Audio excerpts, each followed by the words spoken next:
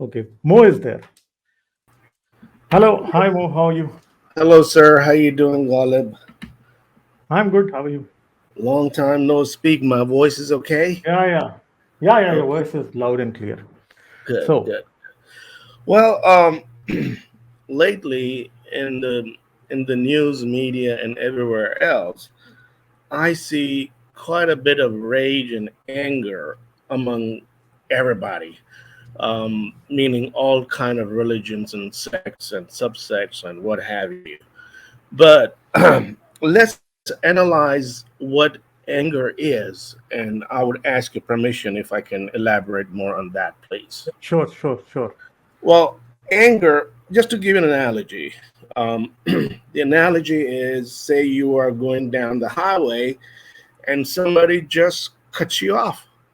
So Mhm. your amygdala of your brain goes into action. And the way it goes into action is that catecholamines are released, epinephrines, norepinephrines are released, and you are ready in your physical and mental state to get into any kind of fight or flight mechanism.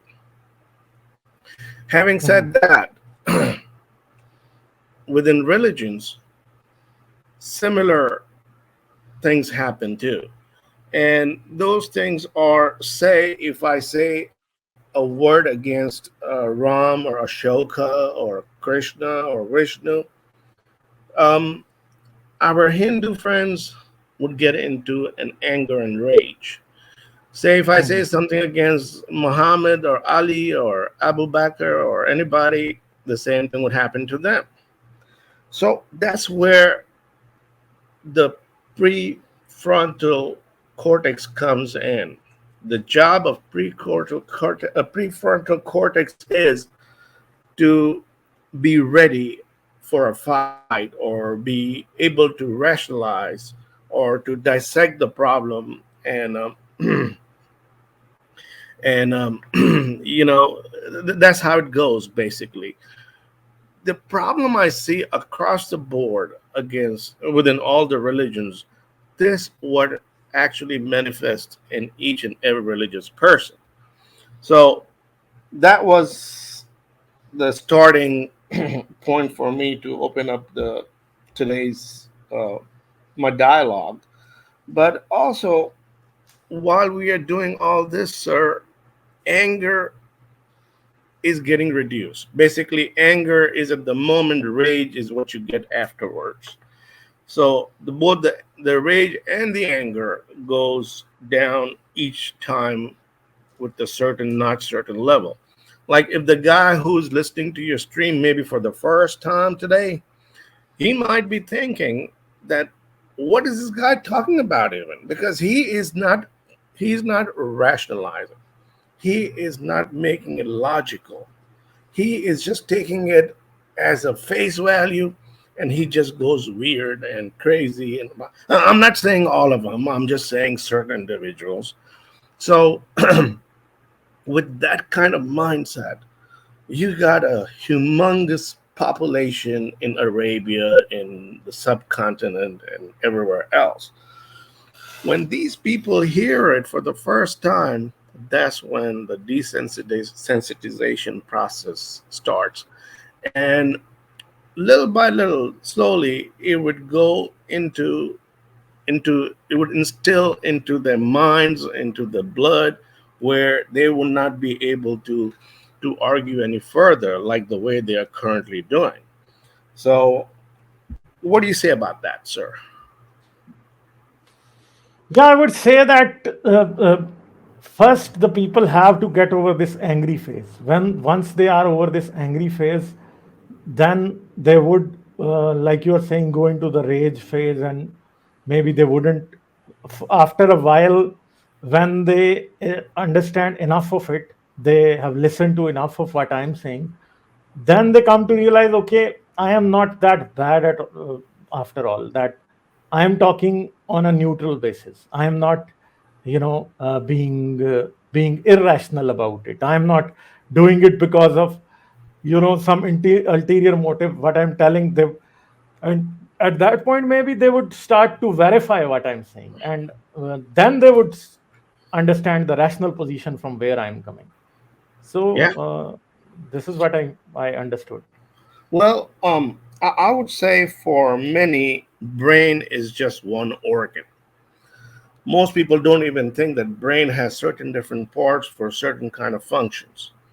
Um, let's say the left hemisphere of the brain is it gets triggered quite easily, while people who think with the right hemisphere, they think a bit more logically, rationally, and so on. I see a comment here from a gentleman named Komar who is saying Hinduism is not dogmatic religion. I'm sorry, sir. You are contradicting your own self when you say a non dogmatic and a religion. These two things don't go together. Well, I Okay. just got sidetracked. Yeah. So if you really look at it, Muhammad had that anger too. Muhammad had an anger from the very beginning, from the early childhood, and his anger was manifested in different forms. Um, his anger was manifested when he started traveling to Damascus or to Syria or some other places. His anger was manifested in a much different level towards or towards when he got to the to the prophethood.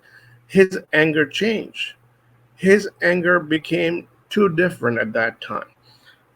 How I just cannot understand one this little thing. How could a guy could stay married to Khadijah for so many years, and Mhm. as soon as she passes away, all hell breaks loose? I simply don't understand. So his anger also manifested, according to the hadiths, through his sexual life as well. And a lot of these people who are eccentric, they always tend to do certain things in certain ways, especially through the sexual interactions they're having. Now, if you also see, Umar had anger too. Umar had his sword out and open, and he would threaten everybody to kill readily whoever called that Muhammad was dead. So so it's very difficult sometimes to undo the sides of the brain sometimes where you think logically and rationally, yet you don't get angry. The Hmm. problem with most of the population, Muslim population, and other religious population is, but especially Muslim, is they cannot let their anger go. And here is the problem. So it's upon us, upon you, sir, and many other renowned atheists today who can make this desensitization process go much faster. Hmm. Yeah, Well, I got a exactly. lot of things to say, but I Yeah, don't want but to take. and for that, even sometimes the harsh criticism of religion is very important. It's more important Yeah, because once you put these things just as bitter, the truth about all of these creeds and all of these religious practices, these beliefs is bitter. And if you try to sugarcoat it, most of the times the religious people don't understand it. right. But once you put it as bitter it is, the truth, once you put out the truth as bitter as it is, then people would feel the bitterness at the first time, but soon after they would realize, okay, that this is the truth. Because the problem about truth is that once you put out the truth in front of people, you know whichever angle from you try to approach the truth, it remains the same. A lie might change when you try to approach it from a different angle. try to change your point of view and all of these things. Yeah. But the truth is, like, it's something naked. A naked person would look naked from all sides, but truth is not, a lie is not naked. It would have one color from one side, the other color from other side.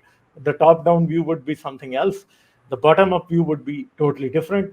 So this is how it is.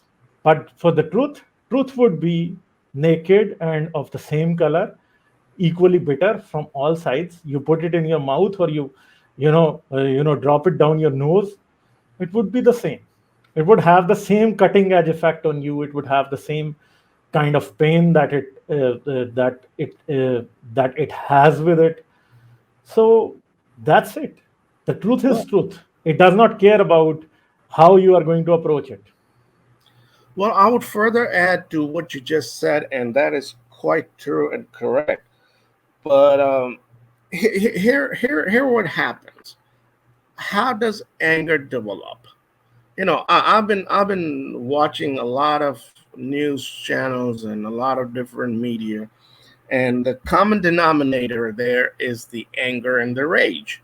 Now, why why somebody would just get angry? The reason is it's a feeling of helplessness. They don't feel themselves they are helped very much. It's a feeling of getting defeated.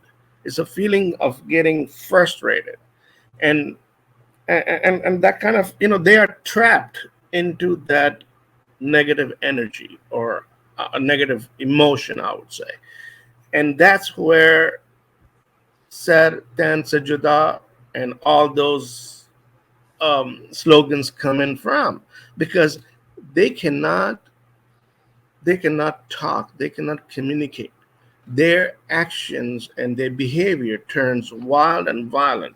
And I'm saying not just about Muslims, but some Hindus also do equally and same, if not more, with cow, beef, or whatever, cow meat or beef. You know, it's when they lose the control over the situation. And the way they lose the control over the situation, like you said just now, Ghalib, they are based upon lies. And lies could be defeated, lies could be exposed, and they even want to go head to head with extreme of claiming innocent lives as well. So again, the desensitization process has to go. It has to continue at all times. Another reason that I think Muhammad was quite an angry person, look at his last 9 years of his life. One war every 4 weeks plus. 4 weeks. 4 weeks are when we don't even pay our mortgage sometimes. We Mhm. still paid on the fifth week. So this guy went on so many wars, Ghazwas and Jangs and all that. It's not even funny how many acts of war he participated in. And that shows his anger too. Muhammad was a guy who almost never uses prefrontal cortex, I would say. Now, for Mhm. those who don't understand what prefrontal cortex is, imagine your skull. Look at me, This, or this this imagine your part of the skull. brain, the forehead, The mostly. forehead. That's the frontal area of your brain. And the prefrontal cortex is what decides how you're going to plan, how you're going to manage, how you're going to pay your next month's bills.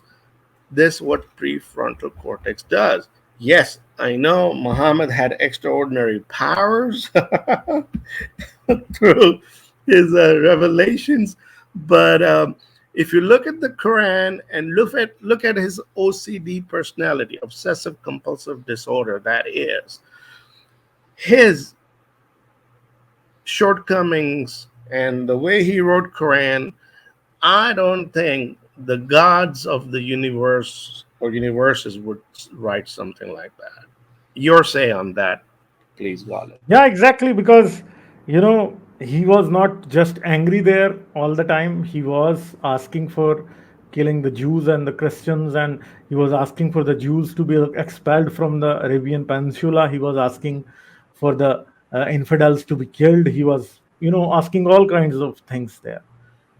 Secondly, he was also very greedy there. He was asking for more women, special clause for him being having more wives than four. All of these things were there all the And time. imagine Jesus. Okay, say forget about Islam for a minute. Jesus, he was crucified. Don't you all think it was an act of anger? Don't you all think it was an act of a rage? Why just kill if first of all if it's true, which I have very little doubt if it's not true. But if it's true, why would you kill an innocent guy who didn't even touch you and crucify him? It's all coming from the anger. The anger is what today's world's problem is, one of the biggest problems. And we, the humans are we are evolving. This is part of the evolution. We are coming from deciding from amygdalas to prefrontal cortex. This is the transition we have to go through. I don't know if I make any sense, but that's how I think. So yeah, even even today, um,